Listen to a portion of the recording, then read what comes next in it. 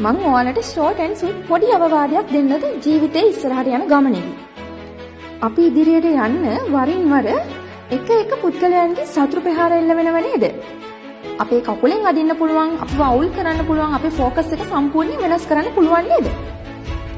ඒ වගේ එක පිරිස්ට දෙන්න පුළුවන් හොඳම පිළිතුරක් මම අද ඔයාලට කියලා දෙනවා. ඔවුන් ගැන නොසිතා නොසලකා සිටීම. ඔවුන් ගැන අපි වරින් වර හොයන්න යනවා කියන්නේ Taman වැඩිපුරම ආශ්‍රය කරන පුද්ගලයා බවට පත් වෙනවා. අපි කැමති නෑනේ සතුරෙක්ව අපේ ළඟින්ම ආශ්‍රය කරන පුද්ගලයා බවට පත් කරගන්න. එතකොට අපි වැඩිපුරම හිතන්න ඔහු අපේ හෝ ඔවුන් අපේ හෝ ළඟින්ම ආශ්‍රය කරන පුද්ගලයා බවට පත් වෙනවා.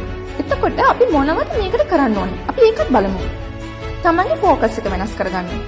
Tamanගේ දක්ෂතාව වැඩි කරගන්න. Tamanගේ විනය වැඩි කරගන්න. Taman ධර්මයේ හැසිරෙන්න. Tamanගේ උත්සාහය උනන්දුව වැඩි දියුණු කරගන්න. ඒ තමයි දෙන්න පුළුවන් හොඳම ප්‍රතිචාරය.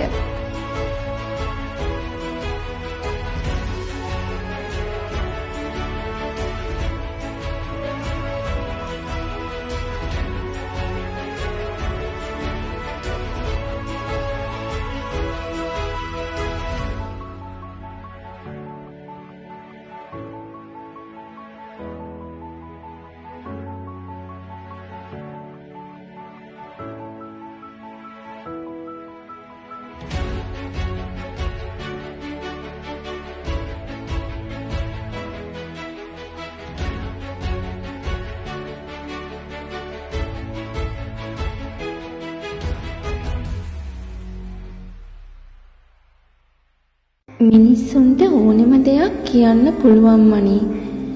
ඔයාගේ තාත්තා ඔයාව ලස්සනට නිර්මාණය කරලා තියෙනවා.